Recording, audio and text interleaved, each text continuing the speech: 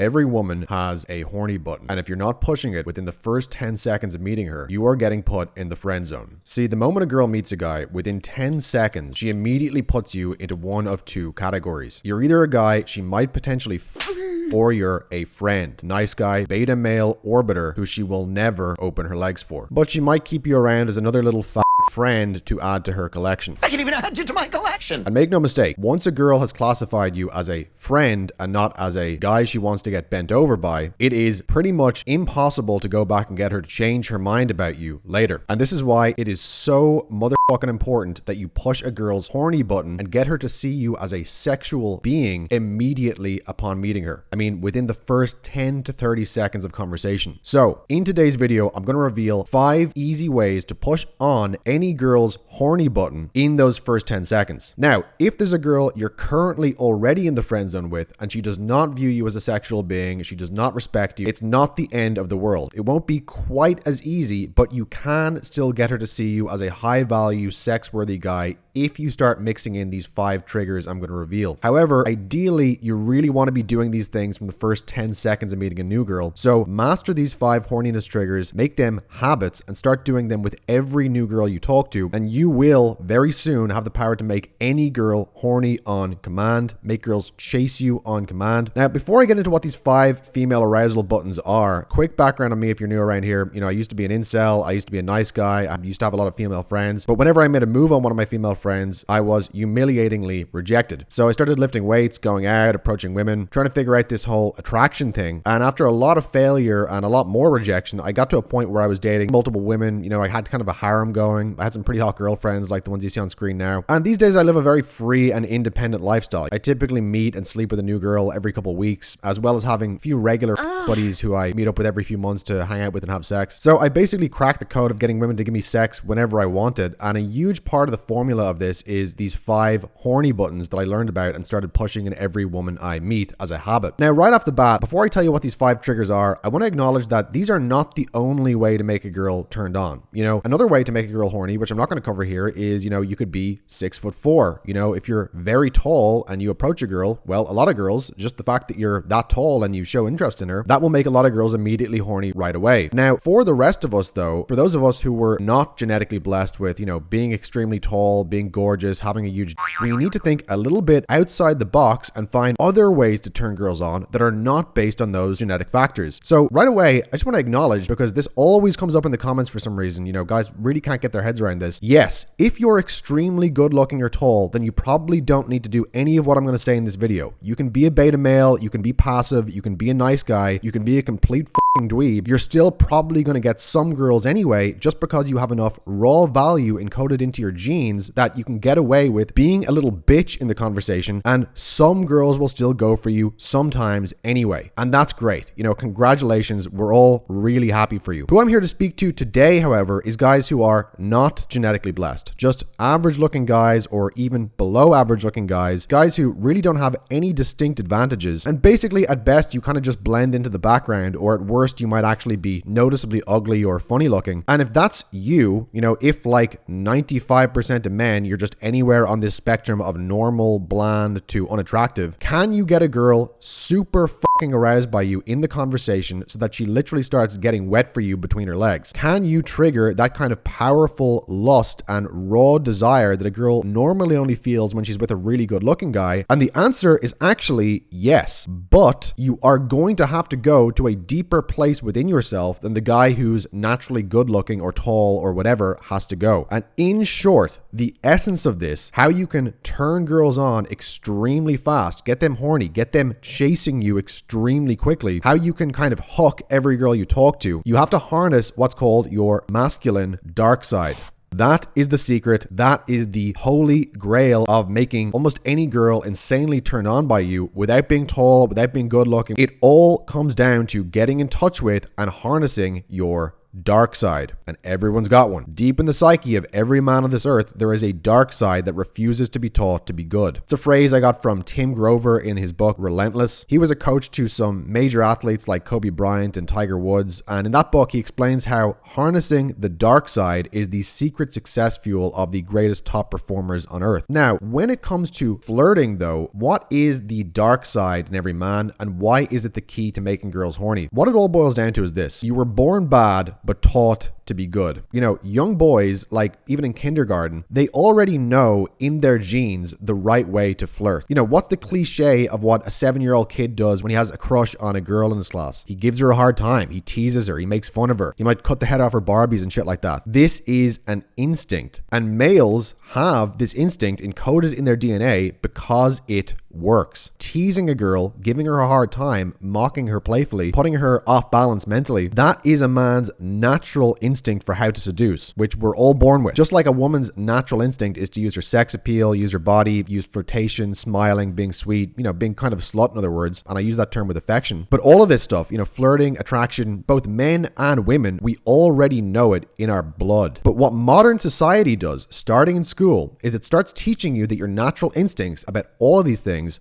are wrong. They're evil, they're bad, they're immoral. You should be polite, you should be nice, follow the rules, fit in, conform. And some guys are actually lucky, you know, their brains for whatever reason are invulnerable to this. The programming and the bullshit just slides right off them like water off a duck's back. And these are the guys you've met in your life who always had a lot of hot girls around them. You know, not necessarily the best looking guy or the top athlete or anything, but it's because those guys were more sociopathic, quote unquote. In other words, they had a more robust mental defense against the social conditioning that tries to make men weak and conformist. This is why guys like that always had hot girls lining up to f them. It's because that social conditioning didn't penetrate the cortex, whereas with most of us it did. And that's why flirting with women is so hard for most of us, quote unquote, normal guys in modern society, because the very things that we popped out of the womb already knowing that actually work in flirting with girls and making them like you, you know, such as teasing them, making fun of them, being kind of a prick. Well, social conditioning told you those things are evil and it punished you and shamed you for them. And so getting girls, turning them on, it's fundamentally about reaccessing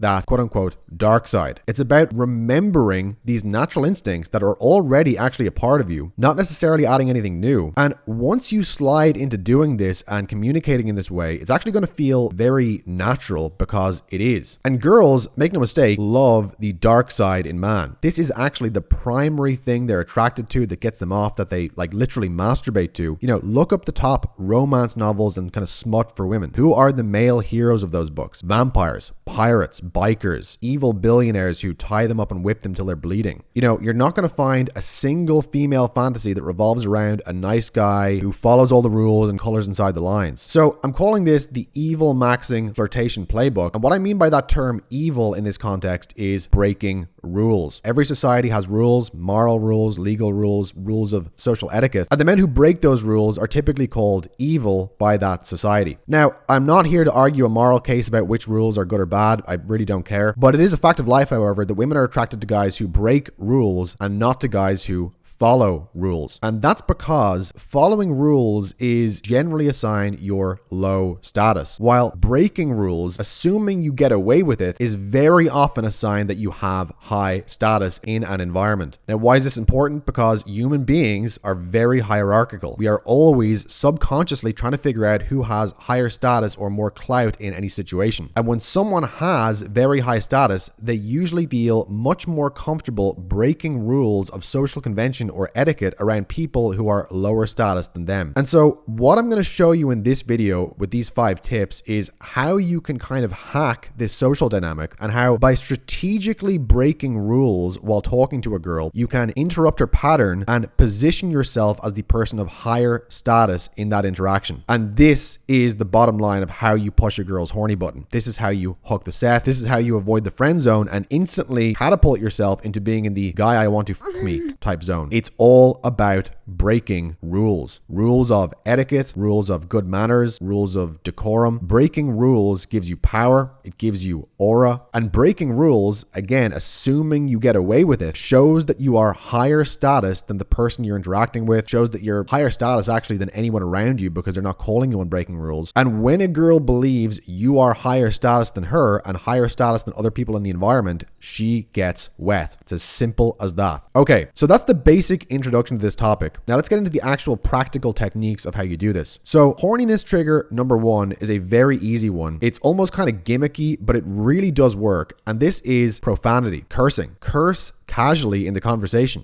drop an F-bomb here and there. Now, don't overdo this, but do it sometimes, and do it early in the conversation. Within the first sentence if you can. For example, an opener I often use on very hot girls, I'm talking like the tall blonde bombshells with blow-dried hair, high heels. With girls like this, you cannot get away with being in any way beta or submissive. You got to go full force dominance from the very start. And so one of the ways I do that is just with the opener, hey, who the fuck are you? Boom. Extremely dominant, extremely assertive. And this obviously needs to be done with loud vocal projection and gazing directly into the girl's eyes without looking away as you say it. If you do a ballsy opener like this without having your eye contact on point, you're going to get eviscerated.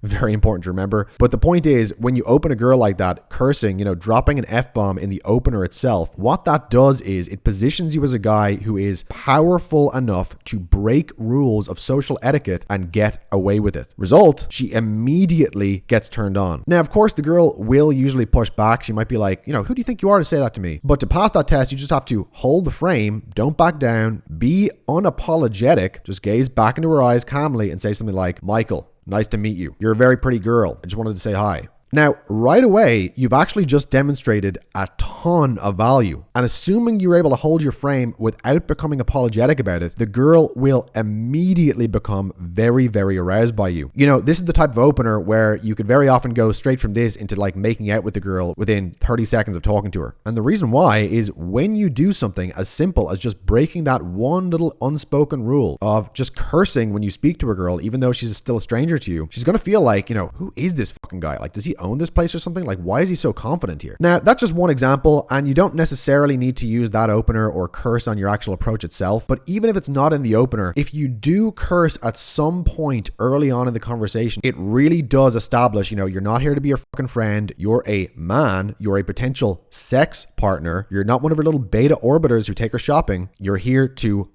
her. So curse, drop F-bombs, drop slurs even, although be careful with that one, could get in a lot of trouble. So you want to have your head screwed on straight if you're going to go that far with it. Now again, don't overdo the cursing because when you curse too much, it definitely looks super insecure. It's not good, but do it strategically when you can, especially in that first 10 seconds or so of meeting her. Just that alone can actually put you very, very far ahead of the curve of making the girl immediately more aroused. Okay, next horniness trigger is interrupting her or talking over her. Once again, this is very paradoxical for the way most of us were brought up because we were all taught not to do it. We were taught that it's impolite to interrupt people or cut them off, which it is. But your goal when you're talking to a girl is not to be polite. Your goal is to fuck her. Your goal is to make her feel sexually aroused by speaking with you. And so again, paradoxically, because interrupting her or talking over her is against the rules of polite social convention, when you do it, it positions you as higher status than her. And this starts to make her feel very aroused by you, pretty much like clockwork. So something you want to master when talking to girls is called cutting the thread. If you think of every conversation topic as a thread, don't let that topic get to the end, cut it off. Continually cut her off, continually cut the threads and talk over her. And you don't want to do this throughout the entire interaction. I'm not saying you should be like this, with girls you're dating or something, but you do want to make it a habit to always do this a lot at the very start, because the start of an interaction, that first 1 to 5 minutes or so of talking to a girl is when you, number one, set the frames, and number two, set the rhythm of the interaction. And so in that first 5 minutes, you really need to be aggressive in hammering in that frame that I am better than you, I'm higher status than you, you're the one who's fucking chasing me. And one of the absolute best ways to do that is to continually cut her off and cut those conversational threads. So for example, if the girl's in the middle of saying something like, yeah, so anyway, I came here because it's my friend's birthday tonight and we were just you can just cut her off like, what age are you? She's like, I'm 23. You just be like, interesting. What do you do for work? I'm a nurse, but delightful. Come over here for a second. And so anytime early in the conversation, the girl starts talking, you can just cut her off very, very bluntly. You know, you can use basic questions like, what age are you? Who are you here with? What do you do for work? And it's rude, yes, but it positions you as a higher value man because honestly, think about it. You know, what do most guys do when a pretty girl is actually talking back or talking about herself? In their head, they're like, holy shit, she's actually talking back. It's working. And so 99% of guys are never going to interrupt a girl like this when she's talking because they're just so happy that she's talking back at all. You know, it's so rare for them to meet a girl who actually likes them enough to engage them in a conversation. So when you do interrupt her, what does that signal? It signals that you must have a fuck ton of value because who else is going to be this rude and insensitive right off the bat when it's actually going well? You know, it's only that fucking rock star type guy who has girls like this literally throwing themselves at him all the time. And who do you think the girl wants? Does she want the rock star or does she want the guy who it never usually goes well for? You do the math, right? Okay, next rule you can break to push a girl's horny button is the rule against getting too personal in the initial conversation. And you can do this by asking her rude, borderline invasive personal questions immediately upon meeting her. The one I always like to fall back on is asking the girl, what age are you? I pretty much ask every girl that right off the bat, and it's rude, yes, but again, breaking rules of social etiquette equals value. And so being this blunt and this direct very much contributes to turning her on when it's done with the kind of net of these other things in tandem. Some other questions you could ask her in this vein would be things like, you know, what do you do for a living? Oh yeah? How much money do you make? Or you could ask her like, what's the craziest place you ever had sex? Boom. Now you're talking about sex in the first 10 seconds. But understand, this is a subtle distinction. Asking her something like, what's the craziest place you ever had sex, doesn't make her horny because you mentioned sex. It actually makes her horny because by talking about sex that soon with a complete stranger, you're signaling that you are that wild card type of guy who breaks rules, who's unapologetic, doesn't give a fuck what people think of him. And that's what actually turns her on. Not necessarily the topic or the fact that you mentioned sex itself. Okay, next horniness trigger is what's called push-pull, but more specifically, it's the push side of the equation with a focus on what are called verbal pushes. Now, push-pull is basically the essence of flirting. It's the essence of how you make a girl chase you. A push-pull is where you combine saying something positive to the girl with saying something negative. You know, like, you're really cute, but this dress is, you know, a little too blue. Something like that. The positive side we call a pull because it's kind of like you're pulling the girl in. And the negative side we call a push because it's like you're pushing her away. Now, when it comes to flipping on a girl's horny button in conversation though, what you really want to be focused on here is the push side of things. You know, people want what they can't have and they chase what's moving away from them. And so you create that kind of dynamic by using a lot of pushes. So an example of some verbal pushes are, you know, anytime you disagree with the girl, anytime you say something like wrong, no,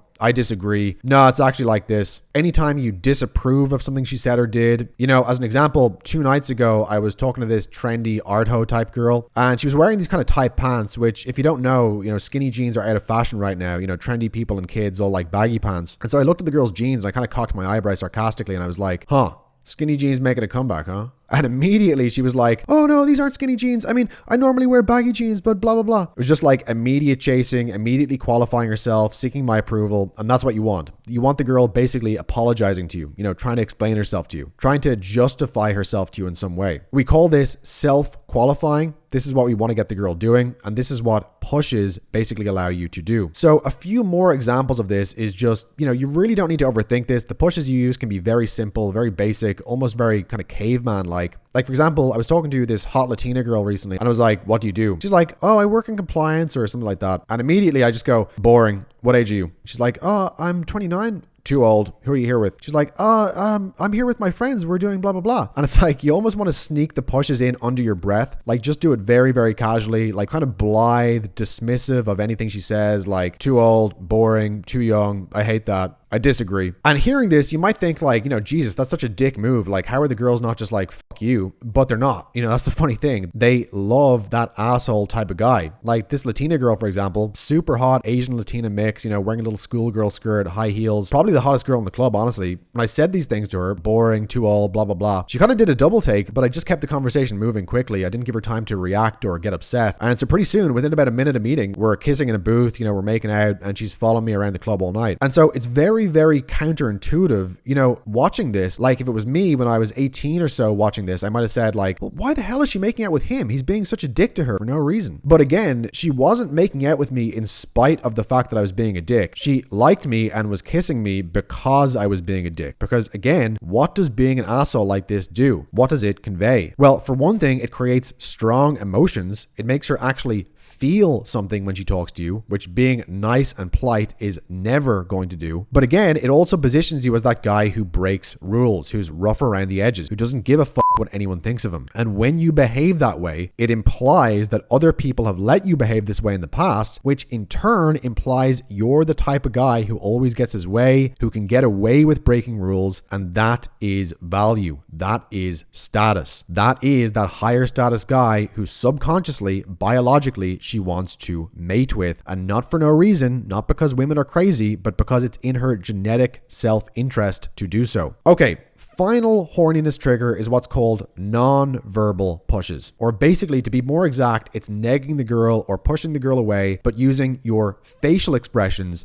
not even doing it through words. Of all the 5 triggers which make a girl horny for you by breaking social rules, this is by far the most powerful one. It's also the most subtle one, and this makes it diabolically effective because it's actually very hard for anyone to call you out on it. You know, if you use a verbal push like fuck you or wrong or I hate you, that's very much on her radar. You know, it's very obvious you've just done something, which is not necessarily bad. It creates a frame battle. It makes the girl test your frame and push back. And when you hold your frame and just remain calm and look back in her eyes after saying something like that, that creates a lot of arousal, but still it's obvious that something has just happened. Whereas when you use a non-verbal push, just like the way you look at her, a little facial expression you make at her, the way you narrow your eyes at her in a certain way, for example, this gives you a lot of power to control the frame, to shape the frame, to make her feel kind of judged, put her off balance, knock her off her pedestal, break her ego, and do all these really, really powerful things, but she can't even really call you out on doing it because it's so under the radar, it barely even gets picked up by her conscious mind. She just finds herself reacting and starting to qualify herself to you, starting to chase you, and most of the time she herself doesn't even realize exactly what triggered it. So what kind of facial expressions am I talking about here? What are some examples of these non-verbal pushes or non-verbal nags just in how you look at the girl? Well, your bread and butter non-verbal push is a face something like this. Now, you don't need to do the hand gestures, obviously, and it doesn't even need to be this strong in terms of how much he's hamming it up here for the camera, but it's generally just this face of a kind of mild disgust or contempt.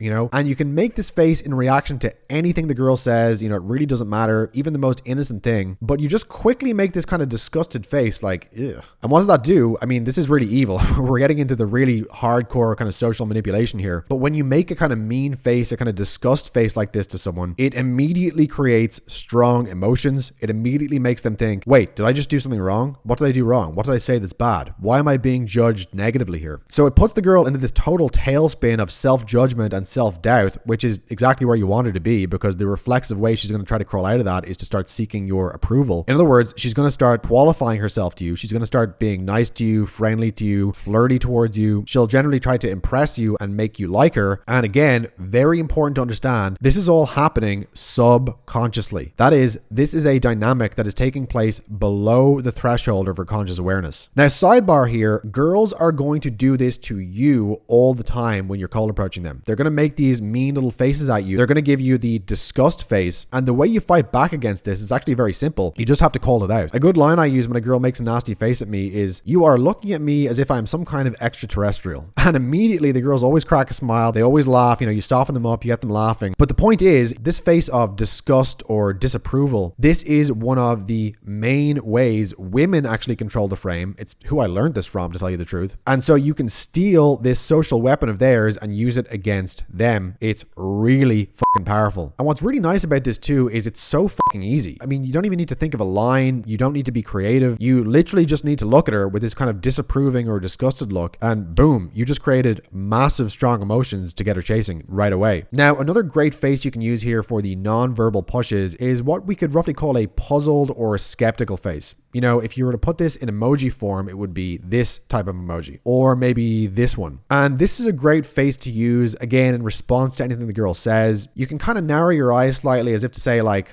I'm not quite sure about you. Not quite sure that you meet my standards. You know, I'm examining you very intensely. I'm putting you under the microscope, but I don't really know if I like what I see, to tell you the truth. Now, you're not saying those words, obviously, but that's the kind of vibe that's being conveyed when you make this face at her. It's kind of skeptical, judgmental, examining, judging, kind of putting her under a microscope. It can also be kind of puzzled or unpleasantly surprised, like, did you really just say that?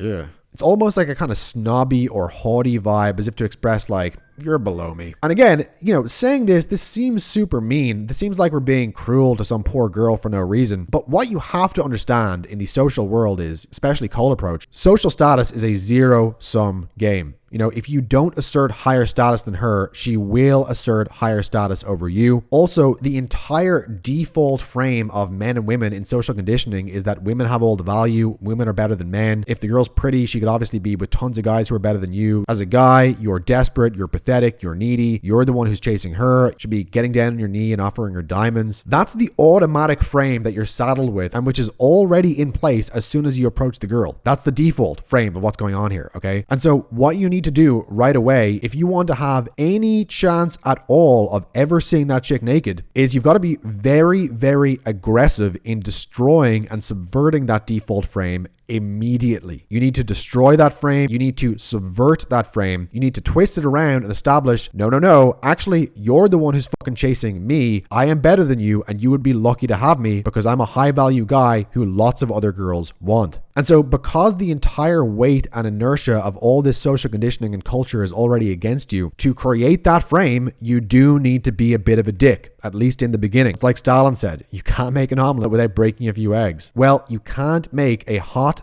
big ego girl respect you without being a little bit of a dick to her in the beginning of the interaction. You got to really go asshole mode and turn the dial up to 11. Now, after the first 10 minutes, when the girl does respect you, when the girl is sexually aroused by you, when she does feel those butterflies in her stomach like, holy shit, this is a guy who's actually high value. Well, when you've got her feeling those emotions, then you can actually dial it back. You can be more polite. You can be more normal. And it's going to make the girl feel really, really good because she's going to feel like, oh my God, like I'm actually winning him over. He's starting to like me. This is amazing. And that's the exact dynamic you want to create. You know, it's like, this is that high value guy. This is that asshole. This is that psychopath. This is that guy who always gets his way, steps on people's heads, shoves his way through the fucking crowd, but he's on my team now. He likes me, and now I'm under his protection. And that is very, very fucking powerful. That is the formula for how you get a girl loyal as hell to you. That's how you take her breath away and get her super aroused to the point where she's happy to go home with you and have sex with you very, very quickly. So those are 5 very easy ways to quickly push a girl's horny button. So to summarize, again, they are: number 1, using profanity very early in the conversation and doing this unapologetically. Number 2, interrupting her, cutting her off, cutting conversational threads. Number 3, direct, personal, almost invasive questions right off the bat. Number 4, verbal pushes, disagreeing with her, disapproving of her, doing this in a very blunt way, which is again very unapologetic. And then number 5, the final one, really powerful one because it's most subtle and it really lets you cut the legs out from under her, is using non-verbal pushes, i.e. expressing disapproval of her through your facial expressions, looking at her with a look of kind of slight disgust or contempt, or sort of making a face like, ugh, I don't like that. And each of these 5 triggers on their own is probably not going to do all that much, but it's when you combine these and you use them all together, and especially when you pack as many of them into the very start of the interaction as possible, that you really create this kind of force field type effect of the girl being like, holy shit, this is that high value guy. This is that rock star. This is one of the cool kids who used to make fun of me in high school. If I fuck him and make him like me, I can finally redeem myself and feel like I'm one of the cool kids as well. And that is what every girl on this earth wants. She wants that validation. She wants to be in with the cool kids. She wants to be behind that velvet rope. But what's so funny about this is you don't even need to actually be cool at all. Like, you don't have to actually have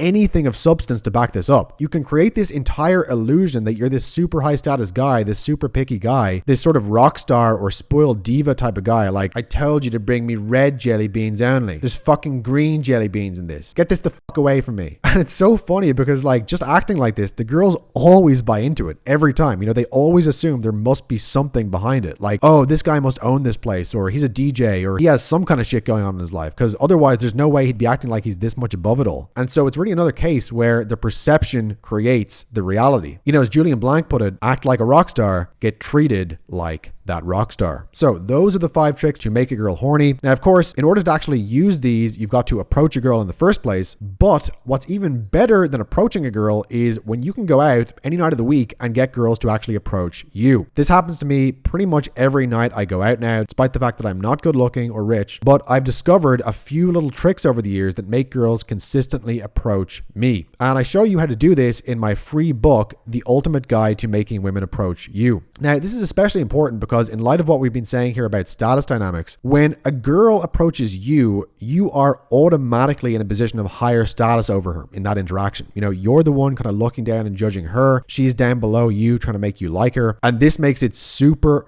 fucking easy to get her into bed, get her naked, turn her into your buddy, girlfriend, friend with benefits. I mean, having girls approach you is pretty much playing the game on easy mode. So if you want to learn how to do this, if you want this free book where I show you the secret, click the link in the pinned comment below, enter your email address, and I'll email you the book right now. And when you do that, you're also going to be signed up to my free email newsletter with daily new articles from me about dating psychology, game, attracting women, animal magnetism, and some of the more occult or esoteric topics that are often too weird to get into here on YouTube. This newsletter is also completely free. It's where I post all my best stuff. Anyone who's been following me for a while will tell you that. So make sure you sign up to my email list now at the link below. Click the link in the pinned comment to do that and get your free book right now. And then if you like the newsletter, like most guys do, you can stick around. But if you don't like it, you can easily unsubscribe at any time. No big deal. But just make sure you grab that free guide right now while it's still available if you haven't already. So click the link in the pinned comment below to get your free book right now, and I'll see you on the other side.